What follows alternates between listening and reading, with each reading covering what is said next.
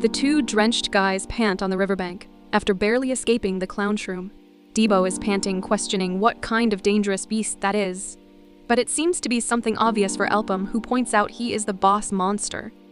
The two are currently squeezing water out of their clothes, while Elpam mentions how they need better preparation to hunt it down. It is a shocker for Debo, who thought they were going to leave after helping the others escape. Debo laughs nervously, questioning if Elpam plans to hunt it down. He wishes Elpam would reply otherwise, but he doesn't, resulting in a big lash out from Debo about Elpam being crazy for thinking about fighting that thing.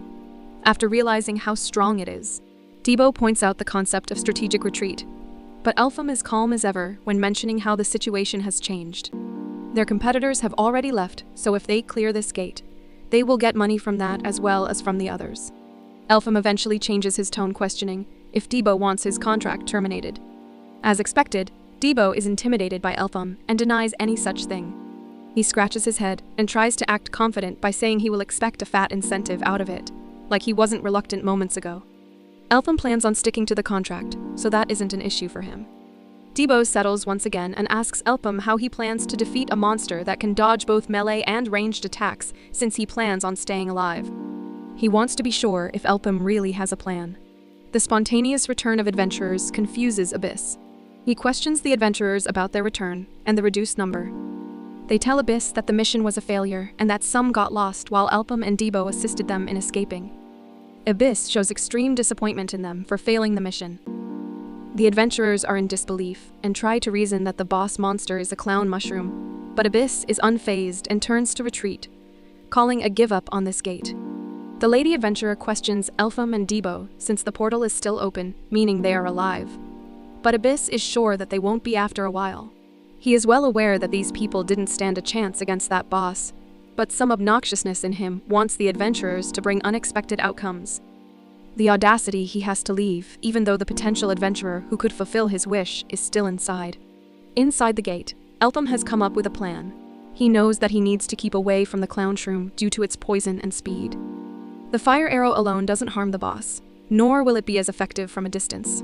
But if he uses his telekinesis to make it move in a spiral-like motion rapidly, it will end up having the effect of a bullet.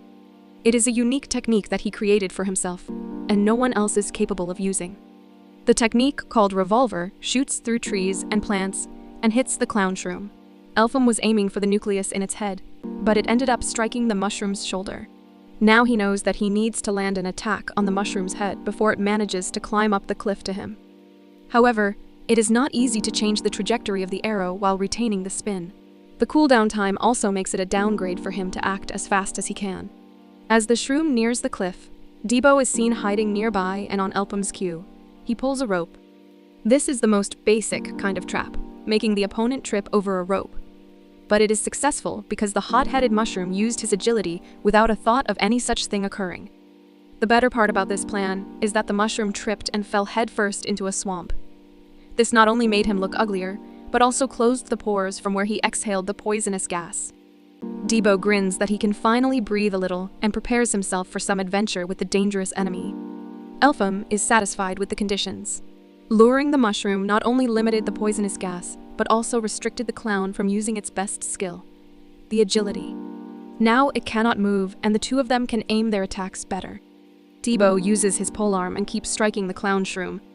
Elpam also throws the revolver arrow, but the clown shroom is still unfazed. Elpam shouts for Debo to aim for the head, since its nucleus is bound to be somewhere there. Debo is well aware of that fact and is working pretty hard to get this thing in control. However, this time, the clown shroom ends up stopping the polearm with its hand. Debo is too stunned to react before he gets pulled towards the monster with his grip on the polearm's other end. Fortunately, he has a boss with fast reflexes. Elpam uses his telekinesis to throw a log at the mushroom, giving Debo time to get on a distance from the monster. The best part is that Debo gets to kick the clown shroom before getting away. This time, the two of them work together for an act. Debo uses his agility to circle the clown shroom, while Elpam uses his telekinesis to splash the swamp water in the air. This makes it hard for the shroom to decipher where Debo is earning it, a brutal attack that results in the clown shroom getting beheaded. Debo bends down on the support of his knees as he pants and pulls a thumbs up towards Elpam.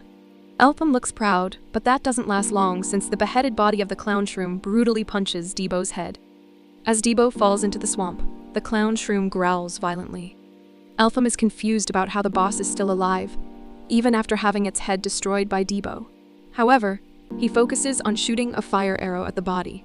The confusion along with a different energy from the enemy makes it hard for Elpam to beat it. As the clown shroom, with a lack of head, travels up the cliff, Elpam wonders what to do since he only has one fire arrow left after this cooldown. He needs to be precise, but he doesn't know where the nucleus is anymore. Debo gets up angrily, screaming to pay back the clown with a bloody head. He sends a slash attack with his polearm towards the clown shroom, successfully slicing its body in 2 halves. Well, 3 if we count the head. However, the upper body still keeps climbing up towards Elpam, confusing and frustrating the two with this scenario. Elpam shoots another arrow, which the shroom remnant dodges. But with this, the real face of the mushroom remnant flaps in front of the opening in its chest. The mushroom gets excited as if he knows Elpam doesn't have any more shots left. However, that is where the difference between a violent monster and a cunning human strikes. Elpam didn't use his last fire arrow, but shot with the flare gun that he was carrying, just so he could see where the real head of this monster was. Now that he is aware, he shoots a revolver right on the spot where the nucleus is, making the monster burst into even more pieces than it already was in. Debo is annoyed at the monster as even the bursting resulted in the poisonous gas spreading all around. Elpam uses his telekinesis to bring Debo up on the cliff, so he is away from the gas. Debo breathes for the nth time, questioning if it is finally over. Elpam is confident and tells him they will take the loot once the gas subsides. But before he can finish, the monster rises yet again with its gas and its nucleus still intact. This time, the gas affects the two too. Moving on to Abyss, reporting to Larkin that there was no success in the mission, and they should request the Cygnus Knights for support. Someone knocks on the door, making Abyss mad that he didn't want any disturbance. The person still walks in, and Abyss is shocked to see Elpam standing there reporting that he got back from the gate. How did he do it? We didn't get to know. Larkin grins at this news, along with mocking Abyss, to explain whether he rose from the dead if the mission was a fail. Well, serves Abyss for underestimating Elpam. Larkin has already figured this is the hot topic of the town, Elpam. He praises Elpham's survival instincts and calls him a gem that the Gapper Guild has been looking for. Elpam bows down, calling him kind for all those praises. While we all know it is an act on Elpham's side, Larkin is impressed by his manners. He asks Elpam if this instinct of his will help him in the 100-person Red Gate. Elpam doesn't exaggerate anything and tells Larkin that it isn't going to be easy. Larkin is quiet for only a second, which gives Abyss a chance to show his utmost sincerity, respect, and loyalty to Larkin for the millionth time. He screams at Elpam, calling him ungrateful and disrespectful by replying this way. He reminds Elpam that he doesn't have a choice to pick and choose jobs, and he is indebted to the guild. Elpam just closes his eyes as the stupid man shouts. Larkin finally speaks, and he is impressed yet again. He could read between the words that even though it won't be easy, it is still possible for Elpam to survive that gate. Instead of beating around the bush, he asks Elpam what he wants in exchange for participation. Debo spits his drink out at the bar, when Elpam tells him he asked for 5 million mesos per person for the job. It's a good thing he is alive for the rest of the conversation, after spitting his drink in Elpam's face, because anyone else in his place would have run for his life by now. Debo continues the conversation after apologizing and tells Elpam that he went strong enough for them to withdraw the offer this time. Even though this really is a great opportunity for them, Elpam considers it their decision whether they want them to go for 10 million mesos or not. Debo is still concerned that if they lose the offer, they might also become an enemy to Abyss. Their conversation is disrupted by Iburu and the girl we still don't know the name of. Iburu clenches his teeth, mentioning not liking being compared to them. But before Debo's lash-out rant could end, the two of them bow down in apology for looking down upon them when they are obviously better than them. They hand the pouch carrying 1.5 million mesos from the 30 people and also mention that they added a bit extra to express their gratitude. While Debo is still surprised by the sudden shift in attitudes, Elpam tells them that he doesn't need any money out of pity, and they will only take what they worked for. He gets a little rude when asking for them to take their expressions of gratitude elsewhere, but after the behavior and discrimination that was shown to them and will be shown to other slaves, it is fair that he doesn't like them. Debo grumbles since he won't be getting any bonus, and will also have to count and return the money. Elpam leaves a question for Iburu as to whether he can do what he is getting paid for. Abyss is currently still in his all-caps attitude in front of Larkin, expressing his distaste about the offer. He believes that they can hire 3 or 4 circle adventurers with that much money, so why spend them on only 2 of them? Abyss seems to be forgetting that those adventurers won't be able to enter the 100-person Red Gate. He knows that there is no suitable candidate other than Elpam, but he doesn't want him to take their kindness for granted. Well, 2 notable points for Abyss. One is that he isn't being kind, but is merely exploiting Elpam for his guild's repute. 2, that whatever reason, Elpam is already using them for his gains. So, it is more of a transaction than any kindness or generosity. Abyss wants to call Elpam again and renegotiate the offer, but he is shocked to know that Larkin is willing to pay Abyss twice as much as what he asked for. Larkin hands Abyss a paper while telling him that they are only going to send Elpam and Debo to this raid from their guild. Abyss is confused, but his eyes widen to an extreme extent in disbelief of what's written on the paper. Abyss asks if whatever information he got is certainly true, to which Larkin chuckles that he'd like to believe it is true, because he paid a handsome amount to Dark Lord Jin for this information.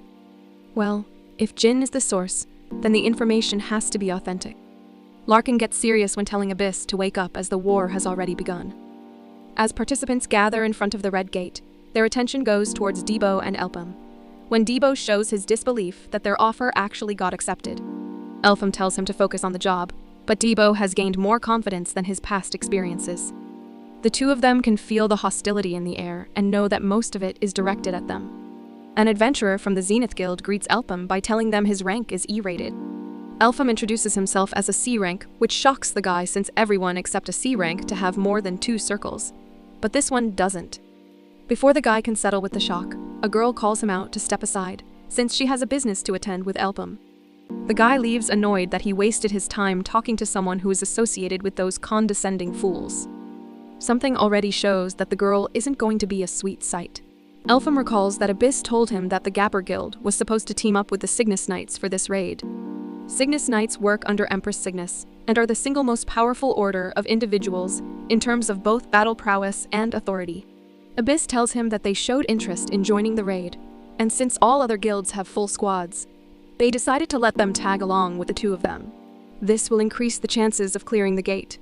Abyss is suspicious that they have a reason to go this far to join the raid. But what they get in return is good enough to let them tag along. For some weird reason, Elpam casually accepts that working together with them won't be a problem. This is a little weird because Elpam only works with 1 person, and that too, not very nice. Abyss tells Elpam to not let his guard down completely, either because something about the knight seemed off to him. The woman, Kiri, is in charge of training squires, but acts like a queen when telling the 2 to not think of them as equals to the Cygnus Knights, and how they are supposed to follow whatever she says. Pretty strong attitude for the team that had to bribe their way into the gate for some reason. Kiri is disappointed that Gapor only sent 2 people, assuming it means they've given up already. The air gets dense when elite forces of other guilds start joining the area. Lonko, one of the escorts for the raid, introduces himself and tells them the rules for the raid. The escorts will help them on the way out of the gate. Any legendary item retrieved will not belong to the adventurers, but to the guild, as the adventurers can only keep the mana stones. In case of any theft, Lonko and other B-rank adventurers will fight the thieves. Debo is surprised to see 5 circles on all their wrists. Everyone lines up to head inside the gate. Kiri walks in front, commanding Elpam and Debo that she will lead, and they will follow, and that they will clear the gate. Debo is annoyed and questions if they really have to work with that stuck-up obnoxious woman, but Elpam isn't focused on her at all for some reason. He is just content that he finally managed to join the raid, unlike his previous life. It is something that he has been aiming for since the start of his second life. Why? Because this is where the chaos began. Elpam starts walking in while Debo stomps behind, not planning on helping Kiri in any further situation. Cute that Debo thinks he will be the commander of himself anywhere here. Let's have a look at the first ever red-rated 100-person gate raid report. All the elite forces died, and the result was a cold raid fail. As the adventurers enter the gate, they start wandering around. Debo looks around, wondering why the grass is so tall when Kiri tells him to stop the sightseeing and focus. She really seems to want to die at the hands of a human. Debo turns to his real boss, whining about why they are taking her attitude. But he gets confused seeing him bent down on the ground with the side of his face touching it. Debo questions if Elpam is praying, but he clearly is listening to some sound from the ground. As if on cue, everyone hears fast-paced footsteps near them. Soon, someone notices that there are thousands of ribbon pigs headed towards them. Kiri shouts for everyone to spread out, while the unsaid rule of not drawing danger to the gate is mentioned. Everyone starts scattering and running, trying hard to stay with their parties. Kiri is running with her team members, confident that they can manage to lure the pigs to some place with more obstacles and then hunt them down. However, her teammate mentions that Elpam and Debo seem to be missing. Debo is finally relaxed because they are finally away from the pig and the annoying shit. He asks how Elpam anticipated the appearance of ribbon pigs. Elpam shares that he knew from experiences that herds of many monsters travel in planes like this. Ribbon pigs are a violent group of monsters that act in groups of hundreds or even thousands. Even though it seems tough, they aren't impossible to hunt, so the other Merchant Union guys will be able to survive too.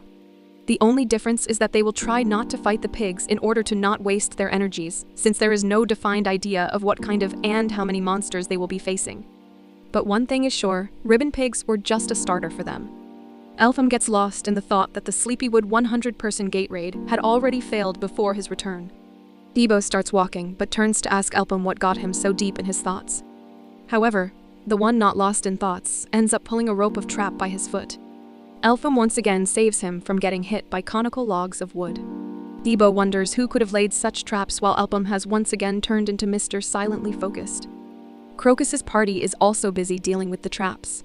The Baldy Babble is confident that he cleared all the traps, but the masked leader tells him to not let his guard down. If the monsters had the intelligence to lay out such detailed traps, it means they are definitely up against something gravely dangerous, like the Hobbs.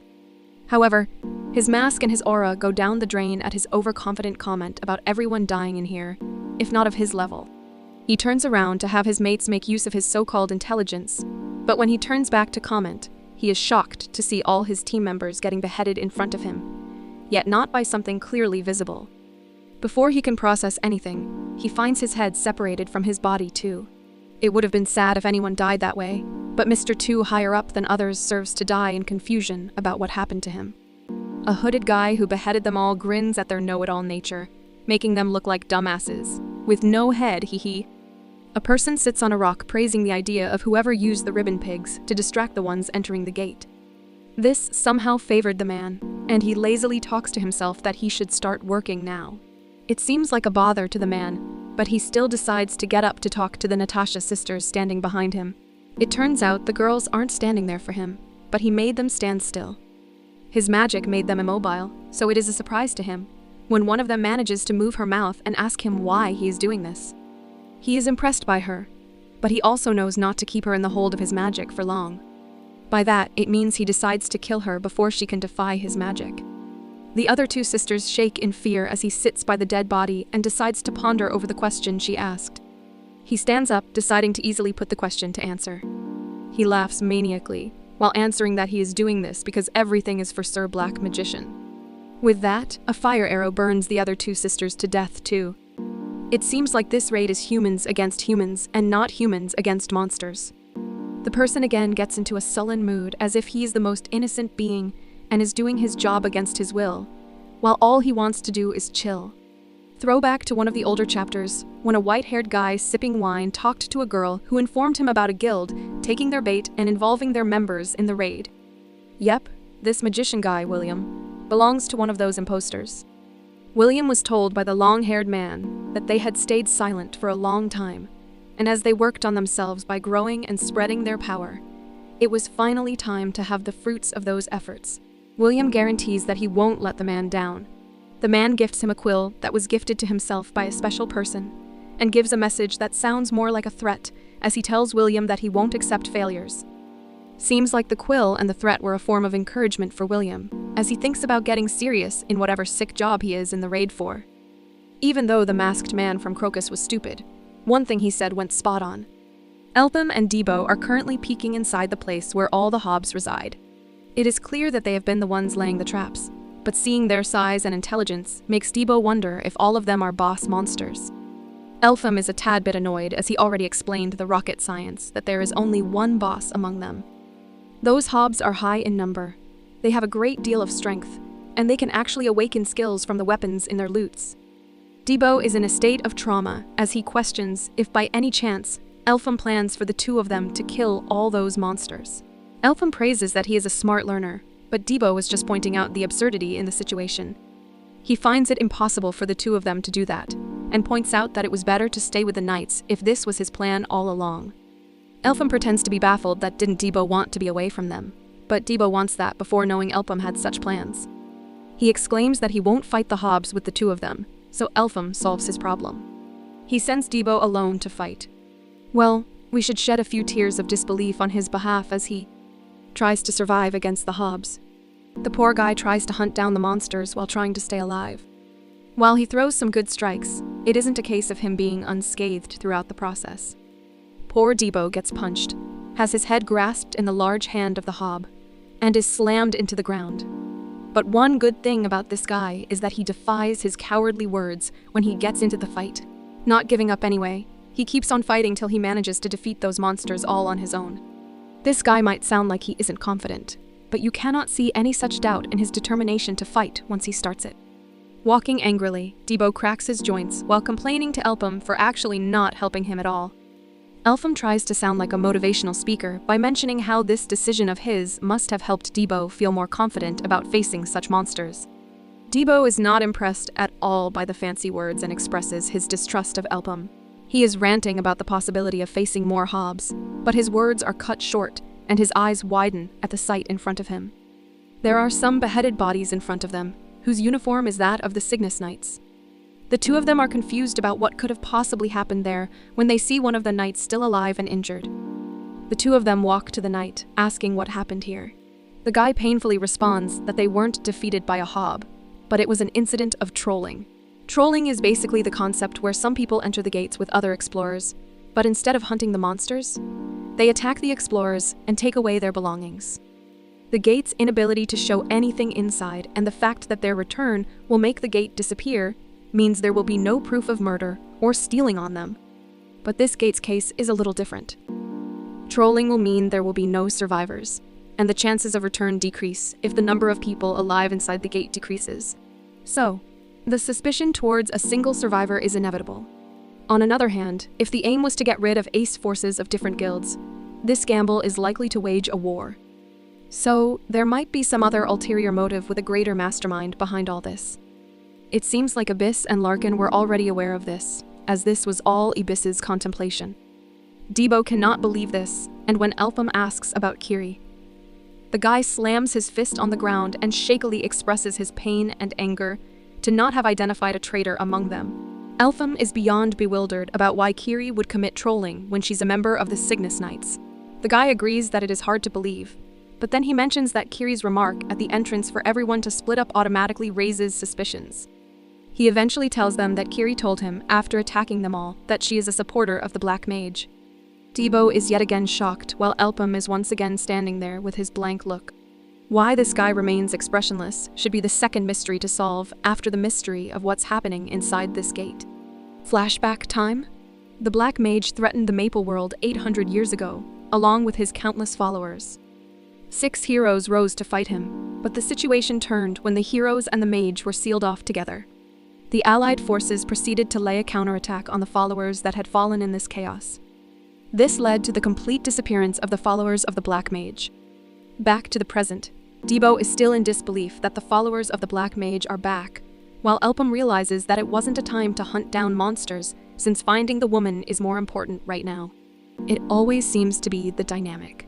Debo for the dramatics and Elpam for the solution. Elpam offers the knight to tag along if he is prepared to clash swords with Kiri, and it seems to be exactly what he wants at the moment. Kiri is found running when she comes to a halt in front of William and the hooded guy who killed the Crocus team. William expresses his gratitude to her for making people spread around when the Ribbon Pigs arrived, making their plan reach its finishing stage faster. He then asks if she likes the gift they sent her. All this blabbering aside, the real curiosity rises when Kiri, a supposedly Black Mage follower, asks the two who they are. Debo lends the guy his shoulder while Elpam walks faster to look for Kiri. Debo is walking with utmost care to not hurt the guy and offers to walk even slower, whilst telling him to not worry, as Elpam is good at finding stuff, and they will soon meet Kiri. The knight smiles, expressing his relief, while he uses his free hand to draw an attack towards Debo. Seems like we know where things got twisted perfectly, but what we don't know is what happens next.